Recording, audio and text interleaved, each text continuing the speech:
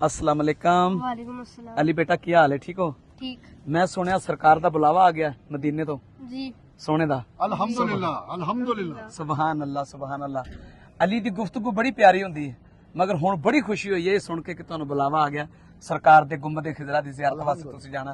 ते मियां साहब ने ते एक शेर ही नात दे दो शेर याद आए ने, सुनाओ जरा। आहा सुभान अल्लाह। इत्थे ए कलाम आगे पढ़िया रिकॉर्ड है ते अली भाई दी नजर करांगा। हाय हाय हाय। हाँ, लग गया वीजा हो गईया टिकटां, लग गया वीजा हो गईया टिकटां सोने दे दरबार दियां, लग गया वीजा हो गईया टिकटां सोने दे दरबार दियां।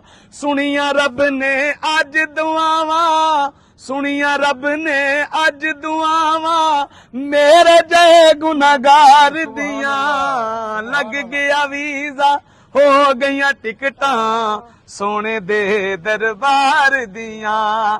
मैं ते हुण बस एहो ही चाहवां छेती नाल मदीने जावां, मैं ते हुण बस एहो ही चाहवां छेती नाल मदीने जावां।